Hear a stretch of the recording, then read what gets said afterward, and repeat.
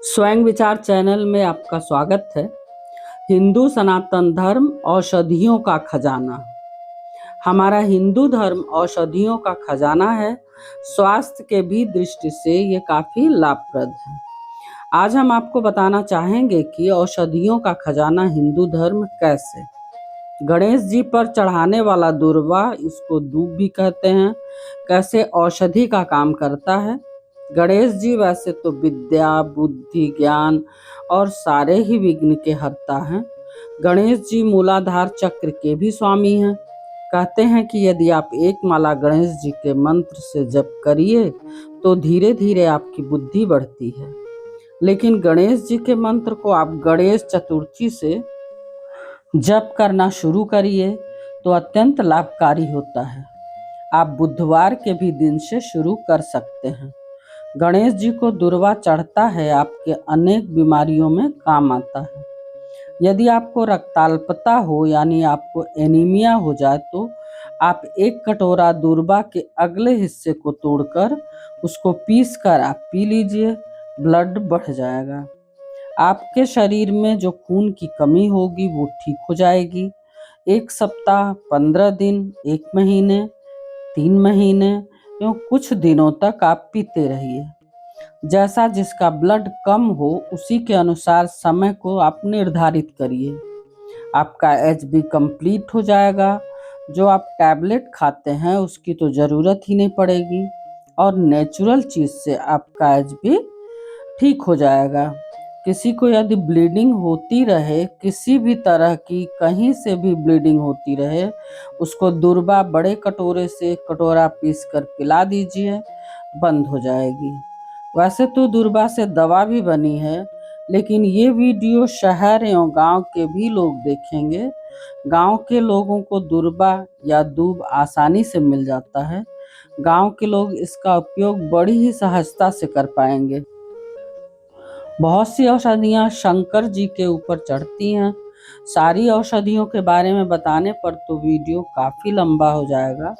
कुछ औषधियों के बारे में हम आपको बता रहे हैं। जैसे धतूरा भी औषधि है, भांग भी औषधि है, मदार भी औषधि है, कनेर भी औषधि है। भांग से तो बहुत सी औषधियाँ बनी हैं जो बहुत सी बीमारियों में काम आती हैं। बेलपत्र का तो कहना ही नहीं है कि कितनी बड़ी औषधि है।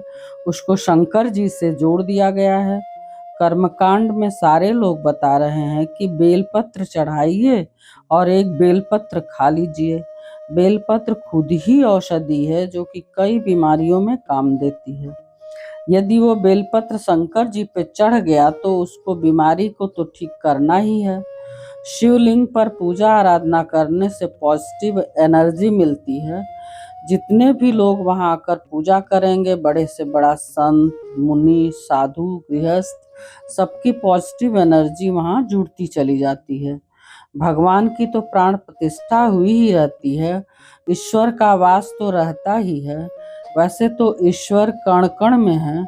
यदि आप धार से शिवलिंग पर जल चढ़ाते रहिए तो वहां चुंबकीय गुण आ जाएगा, नेचुरल शक्ति आ जाएगी।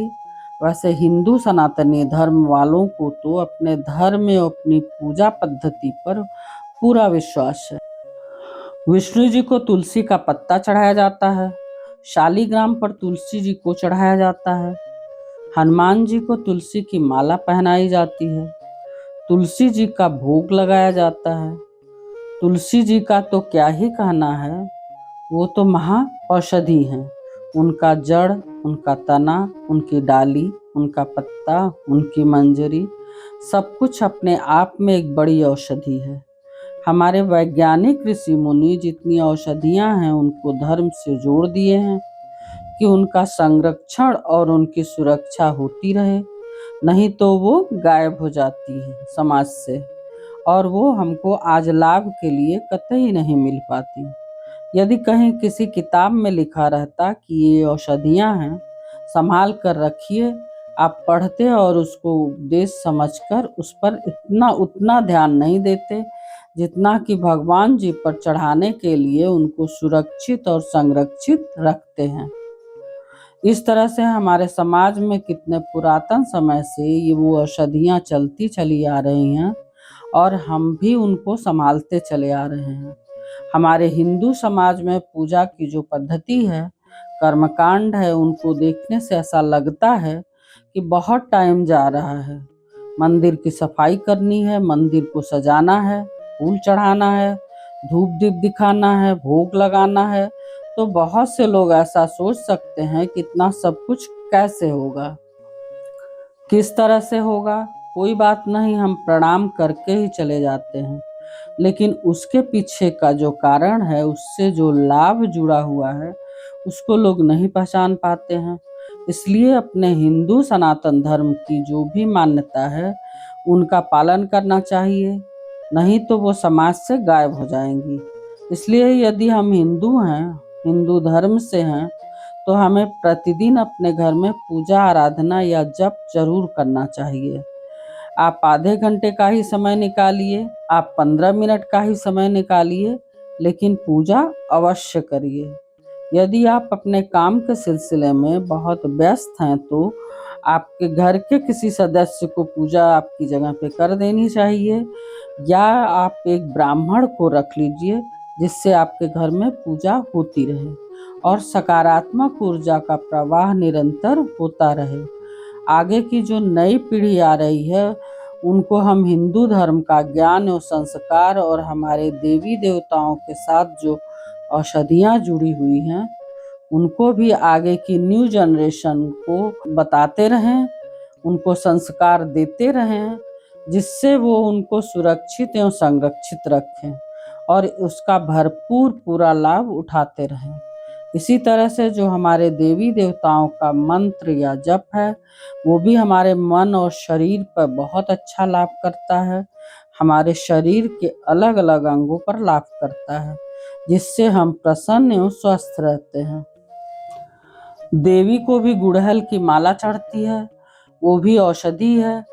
गुड़हल का फूल भी बहुत सी स्त्री रोग की बीमारियों में फायदा करती है, गायनिकल प्रॉब्लम को ठीक करती है।